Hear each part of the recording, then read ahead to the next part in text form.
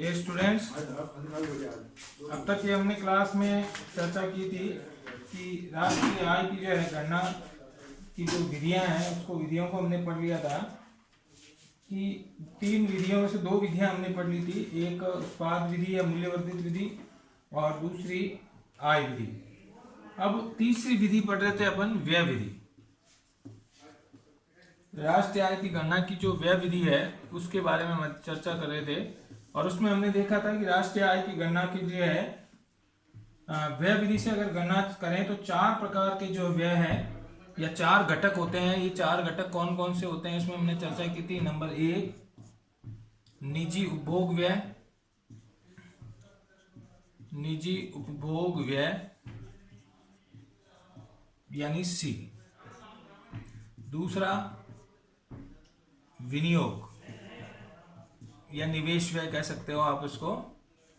विनियोग यानी निवेश व्यय, यानी इसको कह सकते हैं अपन आई। ठीक है। तीसरा जो व्यय है वो है आपके सरकारी व्यय, सरकारी व्यय जिसे हम गवर्नमेंट एक्सपेंडिचर कह सकते हैं, इसे जी से प्रदर्शित करते हैं।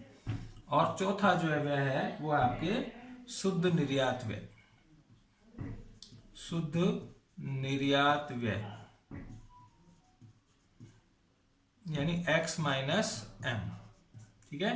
तो ये 4 तरह के जो है घटक होते हैं। अब इसमें से हमने एक एक करके घटक पढ़ा था। सबसे पहला जो निजी उपभोग है, वो निजी उपभोग में किस किस को सम्मिलित करते हैं उसको हमने पढ़ा था कि निजी उपभोग में हमें 4 तरह का जो है 3 प्रकार के जो व्यय होते हैं। ठीक है। एक, गैर टिकाऊ उपभोग वस्तुओं पर किया गया व्यय, यानी जैसे दूध दही है। ठीक है। दूसरा, टिकाऊ वस्तु पर किया गया व्यय, जैसे टीवी कूलर है, टिकाऊ उपभोग वस्तु। और तीसरा इसमें सेवाओं पर किया गया व्यय, तो सेवाओं पर भी व्यय किया जाता है। तो ये तीनों निजी उपभोग व्यय में आ जाएंगे। अगर आप किसी तरह की सेवा, रेलवे, रोडवेज या किसी तरह की सेवा का प्रयोग कर रहे हो, किसी होटल का या किसी बस का, तो वो जो है ये निजी उपभोग व्यय में आएगा। इन सबको सामूहिक रूप से सी से प्रदर्शित करते हैं, यानी निजी उपभोग व्यय से प्रदर्शित करते हैं। अब आता है आपके विनियोग। ठीक है। तो निवेश व्यय क्या है? सेकंड जो है, एक पहला निजी उपभोग व्यय, सेकंड निवेश व्यय। निवेश कह दो या विनियोग कह दो। तो निवेश कहते किसको है? तो निजी निवेश व्यय है जो उत्पादन करने के लिए किया जाता है, यानी उत्पादन के लिए किया जाता है। कोई भी प्रोडक्शन अगर हम करना चाहें, तो कोई मशीन खरीद रहे हैं या कोई भी जो है कच्चा माल खरीद रहे हैं, तो उसमें किया गया जो व्यय है वो निवेश व्यय है। ये उपभोग व्यय से अलग होता है। ठीक है। इससे क्या होता है? पूंजी के भंडार में वृद्धि होती है। पूंजी के भंडार में, यानी जो पूंजी है आपके, जो भी मशीनें हैं आपके, उसमें वृद्धि होती है, तो उसे हम निवेश व्यय या विनियोग व्यय कहते हैं। ठीक है। और तीसरी बात है, ये किस पर किया जाता है? ये पूंजीगत वस्तुओं पर किया जाता है। निवेश व्यय हमेशा कौन सी वस्तु पर किया जाता है? पूंजीगत वस्तु पर किया गया व्यय जो है निवेश व्यय कहलाएगा। ठीक है। अब इसमें सबसे बड़ी खासियत क्या है कि निवेश व्यय में हमेशा मूल्यह्रास आएगा, क्योंकि जितनी भी पूंजीगत वस्तु पर आप खर्च करोगे उसमें मूल्यह्रास जरूर आएगा। ठीक है। अब मूल्यह्रास क्या होगा? मूल्यह्रास एक प्रकार की हानि होती है। ये हानि वो होती है जो न तो उपभोक्ता को मिलती है, न उत्पादक को मिलती है, न सरकार को मिलती है। ठीक है। ये हानि पूंजीगत वस्तुओं पर स्वतः ही हो जाती है। तो गिरावट या मूल्यह्रास,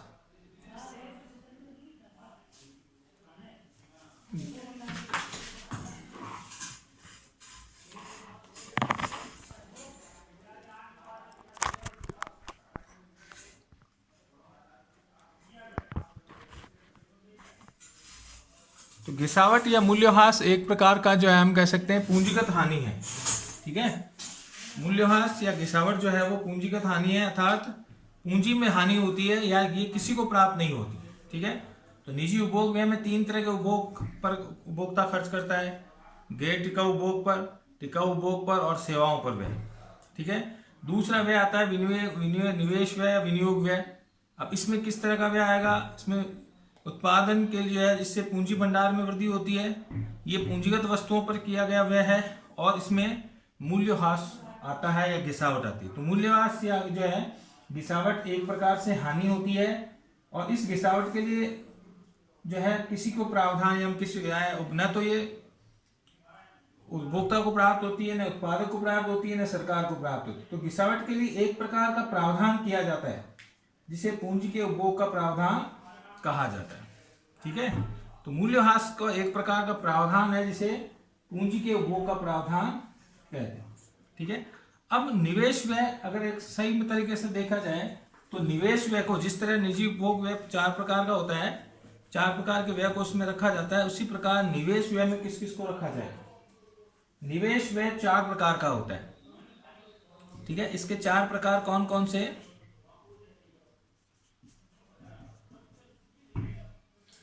नंबर 1 व्यावसायिक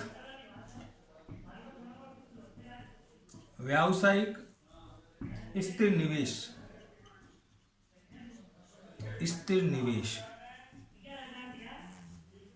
ठीक है, यानी स्थिर निवेश का मतलब क्या हो कि जैसे भूमि पर और भवन पर, ये स्थिर निवेश है। भूमि और भवन का किराया तो लगेगा ही, चाहे प्रोडक्शन हो या नहीं हो। है भाई, अगर आपने कोई जमीन पर आपका प्लॉट, जमीन पर आपने जो है कोई फैक्ट्री खड़ी की है तो उसका भूमि का किराया तो लगेगा, और भवन अगर किराया लिया, ऑफिस किराया लिया तो उसका तो किराया लगेगा चाहे उत्पादन हो या नहीं। तो इस निवेश को क्या कहेंगे? स्थिर निवेश। व्यावसायिक स्थिर निवेश का मतलब व्यवसाय करने के लिए जो भी आप मकान, दुकान या जमीन या भूखंड लेते हो तो उसका आपको स्थिर किराया लगेगा, यानी स्थिर आपको वो स्थिर रूप से खर्च करना पड़ेगा। ठीक है, फिर दूसरा माल के भंडारों में निवेश। माल के भंडार में निवेश। अब अगर आप प्रोडक्शन करते हो तो इससे माल का भंडार बढ़ेगा, तो उस पर किया गया निवेश इस प्रकार का होगा। ठीक है, तीसरा गृह निर्माण पर निवेश। गृह निर्माण, अगर आप किसी फैक्ट्री पर अगर उसकी बिल्डिंग बनाते हो तो गृह निर्माण पर निवेश।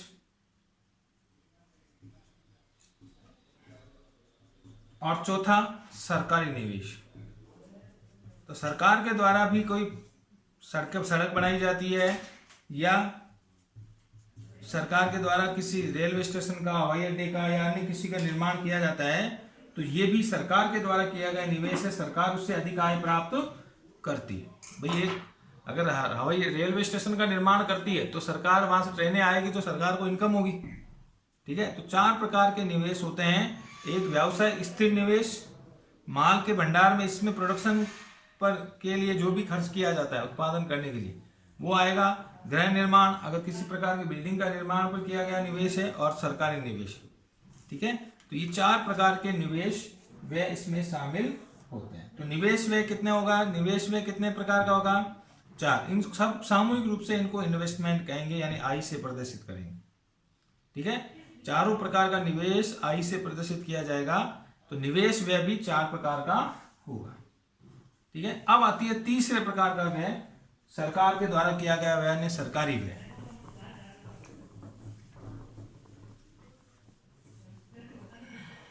अब देखिए, सरकारी व्यय का मतलब जी, सरकार जो भी वस्तु पर व्यय करती है, ठीक है, तो सरकारी व्यय किस में आएगा? इसे जी से प्रदर्शित करते हैं। अब जी में किसको समय? सरकार द्वारा विभिन्न प्रकार की सेवाओं और वस्तुओं पर खर्च किया जाता है। ठीक है, तो एक देश की सरकार का व्यय उत्पादन के योगदान के रूप में माना जाता है। सरकार जो भी व्यय करती है उससे उत्पादन बढ़ता है या उत्पादन का योगदान होता है। ठीक है, सरकार सड़कों पर या बांध पर या रेलवे स्टेशन पर या हवाई अड्डों का निर्माण इन पर खर्च करती है, तो ये उत्पादन में योगदान देती है। ठीक है, इसके अलावा एक तो उत्पादन में योगदान के लिए खर्च करती है, जैसे सड़कें बनाना, बांध बनाना, रेलवे स्टेशन, हवाई अड्डे, ये तो है। इस प्रकार सरकार और भी कई तरह के खर्च करती है, जैसे शिक्षा, स्कूल खोलना, कॉलेज खोलना, चिकित्सा, हॉस्पिटल वगैरह।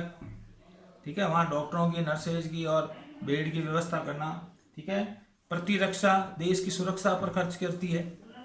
बड़ी मिसाइल खरीदना या कोई नई पनडुब्बी खरीदना, ठीक है, या नई मिसाइल का निर्माण करना, तो प्रतिरक्षा या सेना पर किया गया व्यय, ठीक है। और कानून व्यवस्था के लिए व्यय किया गया व्यय, सेना और पुलिस के लिए गया कानून, पुलिस को ये व्यय कानून व्यवस्था है, ठीक है। तो ये जो है ये चार प्रकार सरकार का जो है दूसरे प्रकार का व्यय होता है शिक्षा, चिकित्सा, प्रतिरक्षा और कानून व्यवस्था पर किया गया खर्च, ठीक है। तो इसे इस सब के अलावा सरकार जो है एक प्रकार का और व्यय करती है, कर्मचारियों का भुगतान करती है। सरकार के जितने भी कर्मचारी हैं, चाहे अध्यापक हैं, चाहे इंजीनियर हैं, सरकारी इंजीनियर है, चाहे सरकारी डॉक्टर है, तो कर्मचारियों पर किया गया व्यय सरकार के द्वारा किया गया तीसरा प्रकार का व्यय है। सरकारी डॉक्टर है, अध्यापक है, स्कूलों में अध्यापकों को तनख्वाह देती है, ठीक है, क्लर्क को तनख्वाह देती है, तो ये कर्मचारियों पर किया गया भुगतान आता है, ठीक है।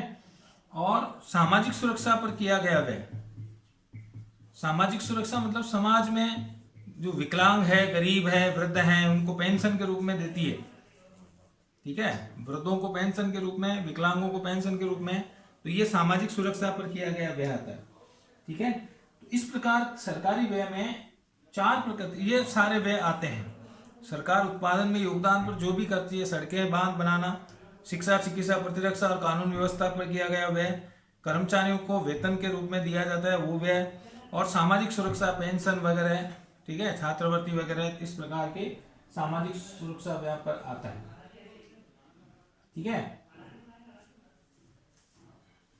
अब देखिए एक तरह का और व्यय होता है, इसमें सरकार के द्वारा हस्तांतरण व्यय किया जाता है।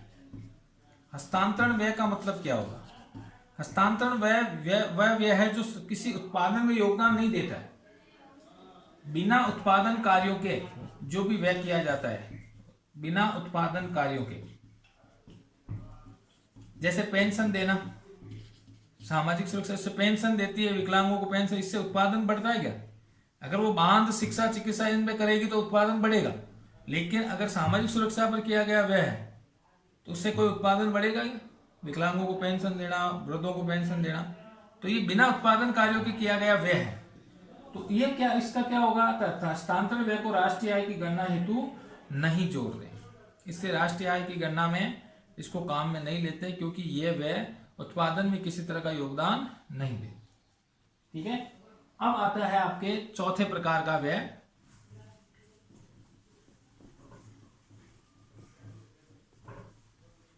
चौथे प्रकार का जो व्यय है वो आता है आपके आयात निर्यातों पर किया गया या शुद्ध निर्यात। चौथे प्रकार का व्यय क्या होगा? शुद्ध निर्यात व्यय, ठीक है, शुद्ध निर्यात व्यय। इसे प्रदर्शित करते हैं x माइनस एम से, एक्सपोर्ट माइनस इंपोर्ट, ठीक है, उस पर किया गया व्यय। तो इसमें चौथे प्रकार का जो निर्यात व्यय का मतलब क्या होगा कि एक निश्चित अवधि में होने वाले आयात और निर्यातों के अंतर पर जो भी शुद्ध निर्यात व्यय ज्ञात किया जाता है, यानी आयात कितना है, देश में निर्यात कितना हो रहा है और देश में आयात कितना हो रहा है, इन दोनों के अंतर को, जैसे देश अगर 100 करोड़ का निर्यात कर रहा है और 90 करोड़ का आयात कर रहा है, तो इसका मतलब 10 करोड़ रुपए देश में आ रहे हैं, जा रहे हैं। अगर निर्यात 100 करोड़ का कर रहा है भारत और आयात 90 करोड़ का कर रहा है, तो 10 करोड़ देश में आ रहे हैं, जा रहे हैं, देश में आ रहे हैं, ठीक है, प्लस में आएगा, इसका मतलब ये। तो इन दोनों के अंतर यानी निर्यात और आयातों के अंतर को हम शुद्ध निर्यात व्यय कहेंगे, ठीक है। तो एक निश्चित अवधि में होने वाले आयात और निर्यातों के अंतर के आधार पर शुद्ध निर्यात व्यय ज्ञात किया जाता है। इस प्रकार राष्ट्रीय आय की गणना के लिए शुद्ध निर्यात व्यय को सम्मिलित करते हुए राष्ट्रीय व्यय की गणना निम्न प्रकार से की जाएगी, ठीक है भाई। तो आयात और निर्यातों का अंतर अगर प्लस में है तो वो राष्ट्रीय आय में जुड़ेगा, और अगर माइनस में है तो वो राष्ट्रीय आय में से घटेगा, ठीक है। तो इन दोनों के अंतर को जो है हम राष्ट्रीय आय में जोड़ते हैं। तो इस प्रकार से 4 तरह से व्यय होता है, ठीक है। तो व्यय विधि से राष्ट्रीय आय की गणना करने का अगर आपसे सूत्र पूछा जाए तो 4 प्रकार के व्यय आपको याद रखने हैं। इनके डिटेल कौन कौन से होते हैं उनको हम याद रखेंगे। तो व्यय विधि से राष्ट्रीय आय की गणना का जो सूत्र होगा वो ये इस प्रकार से होगा: सूत्र, व्यय विधि से राष्ट्रीय आय की गणना करने का सूत्र। ठीक है, इसमें आएगा सकल राष्ट्रीय व्यय, सकल राष्ट्रीय व्यय बराबर परिवारों का उपभोग व्यय, परिवारों का उपभोग व्यय, जो आपने निजी उपभोग व्यय पढ़ा ना वो, उसको जोड़ेंगे, प्लस निजी निवेश व्यय, निजी निवेश व्यय, जो भी निवेश करता व्यय करेंगे उसको जोड़ेंगे। ठीक है, प्लस सरकारी व्यय,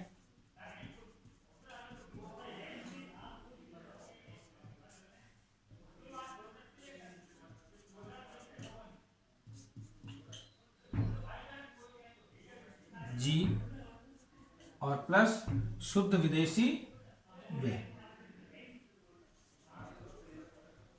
शुद्ध निर्यात व्यय यानी x minus M.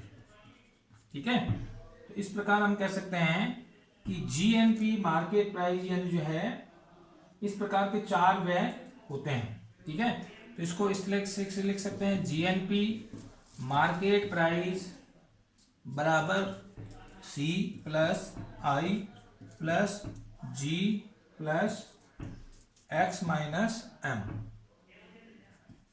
X minus M. ठीक है, तो ये व्यय राष्ट्रीय आय, अगर व्यय विधि से राष्ट्रीय आय गणना करेंगे तो ये सूत्र होगा आपका GNP market price, GNP market price. अब देखिए ये जीएनपी क्या है, प्रोडक्शन है। अब प्रोडक्शन कौन सा होगा, जितना प्रोडक्शन होगा उतना ही व्यय करेंगे। भाई 100 करोड़ का उत्पादन हो रहा है, यानी लोगों की आय विधि से 100 करोड़ आय है, तो वो 100 करोड़ ही व्यय करेंगे, तो व्यय से इन दोनों का मान समान है। अगर हम दोनों की तुलना करें, ठीक है, तो जीएनपी, अगर इस सूत्र को डिटेल से लिखें तो जीएनपी मार्केट प्राइस बराबर, ये तो हो गई आपके आय विधि, आय विधि से गणना करने का सूत्र क्या है, W wages plus rent plus interest ब्याज प्लस प्रॉफिट। ठीक है, ये इसके समानांतर है, देखिए 3 लाइन आएगी, 2 नहीं आएगी। ठीक है, ये जीएनपी मार्केट प्राइस ये आपके हो गई उत्पाद विधि, ये कौन सी विधि होगी, उत्पाद विधि। ये आय विधि, ये किसके बराबर होगी, व्यय विधि के बराबर। और व्यय विधि क्या कहती है, इसका सूत्र क्या होगा, सी plus I plus G plus X minus M. तो ये तीनों विधियां हो गई। तीनों विधियां कौन कौन सी हो गई, सबसे पहला जो है आपके जीएनपी मार्केट प्राइस क्या होगा, ये कौन किस है, ये उत्पाद विधि का सूत्र है। उत्पाद विधि से निकालेंगे तो जीएनपी निकलेगा, है? आय विधि से निकालेंगे तो सूत्र क्या होगा, वेजेज यानी मजदूरी, मजदूरी प्लस किराया प्लस ब्याज और प्लस लाभ, इन चारों को है। और इसमें ये किसी के सूत्र है, ये व्यय विधि का। और व्यय विधि का सूत्र क्या होगा, सी plus I plus G plus X minus, यानी तीनों का जो मान है वो क्या होगा, एक दूसरे के समानांतर हो गया, यानी इसको कहते हैं तादात्म्य।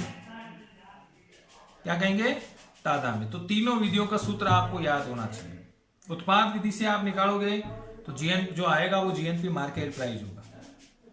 ठीक है, और जितना मार्केट उत्पाद होगा उतना ही लोगों की आय होगी, क्योंकि वो आय लोगों में बटेगी, और जितनी आय होगी उतना ही वो क्या करेंगे, व्यय करेंगे। तो तीनों विधियों से राष्ट्रीय आय की गणना में तादात्म्य होता है। तादात्म्य मतलब बराबर होता है, जितनी उत्पादन होगा उतनी आय होगी, जितना आय होगा उतना ही व्यय होगा। तो तीनों का तादात्म्य होता है, तीनों एक दूसरे के समानांतर होते हैं।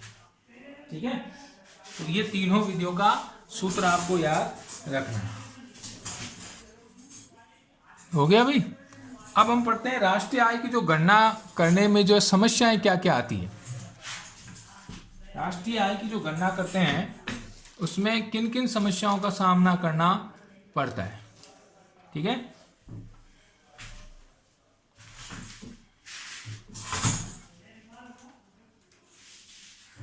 तो हमारा नया हेडिंग होगा राष्ट्रीय आय की गणना की प्रमुख समस्याएं क्या क्या आती है।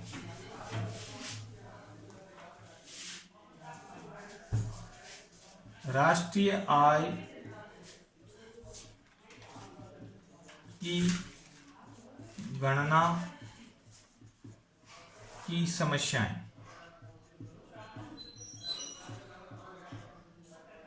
राष्ट्रीय आय की गणना की समस्याएं। नंबर 1, पहली समस्या आती है अशिक्षा। भारत जैसे देशों में अधिकांश लोग अशिक्षित हैं, पढ़े लिखे नहीं हैं, ठीक है। इसलिए वो क्या है, या तो उनको आय की गणना वो पता ही नहीं होता है भी कितनी आय हो रही है उनकी, या फिर उन्हें उनका माप नहीं कर सकते वो, ठीक है, वो सही सही आय बता नहीं सकते, ठीक है।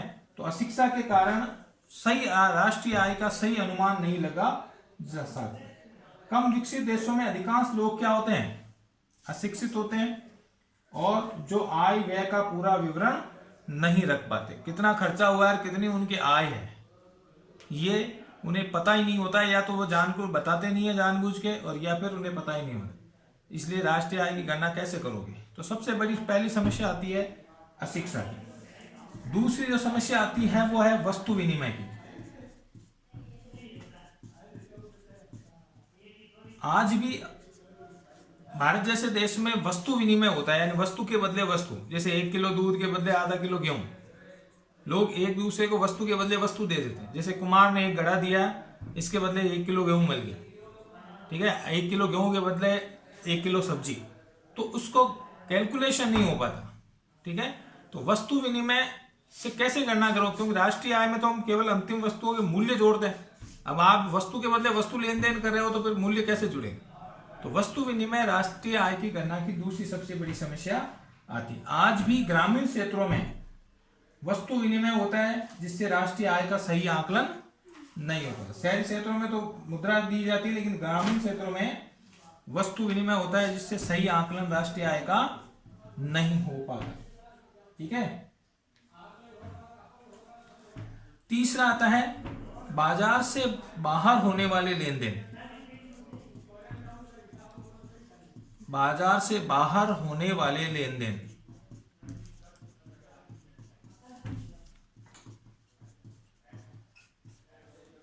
कई लेन देन बाजार से बाहर से होते हैं। बाजार से बाहर का मतलब क्या होगा कि बाजार में लेन देन अगर है तो उसकी तो गणना हो जाएगी, लेकिन घरों में जो लेन देन होता है, ठीक है, जैसे मैंने कहा था कि घर में अगर गेहूं का उत्पादन हुआ है तो उसको कुछ घर काम में खाने में काम में ले लेते हैं। दालों का उत्पादन है तो वो उस प्रकार के लेन देन को दिखाया नहीं जाता मार्केट में, और नहीं दिखाएंगे तो राष्ट्रीय आय नहीं हो पाएगी। कई प्रकार की वस्तुओं के लेन देन बाजार में पहुंचने से पहले ही हो जाते हैं, ठीक है। जैसे घरों में ही हो जाता है लेन देन, कोई मुझे 5 किलो गेहूं, मेरे से 1 बोरी गेहूं ले ले, मेरे को 1 बोरी मूंग दे दे, तो वहां पर बाजार में पहुंचने से पहले ही उनका लेन देन हो गया, ठीक है। दूध के बदले गेहूं ले लिया जाता है। तो जब इस प्रकार के लेन देन होंगे तो फिर राष्ट्रीय आय की गणना का सही अनुमान नहीं लगा पाएंगे, ठीक है। तो सरकार को उनकी सही जानकारी नहीं हो पाती, ठीक है। अब जैसे कार के बदले मोटरसाइकिल, या मोटरसाइकिल के बदले, तो इस प्रकार के जो लेन देन होते हैं वस्तु विनिमय के रूप में, वो बाजार में पहुंच ही नहीं पाते। कुछ उत्पादन ऐसे होते हैं जो मंडियों में पहुंच जा ही नहीं पाते। सब्जियां हैं, फल फूल है, या खाद्यान्न है, तो वो बाजार मंडी तक पहुंचते ही नहीं, पहले लेन देन हो जाता है उनका। तो इस प्रकार के लेन देन को राष्ट्रीय आय में जो है जोड़ा नहीं, सही जानकारी नहीं हो पाती, ठीक है। चौथा, श्रम विभाजन। श्रम विभाजन व विशिष्टीकरण का अभाव। विशिष्टीकरण का अभाव।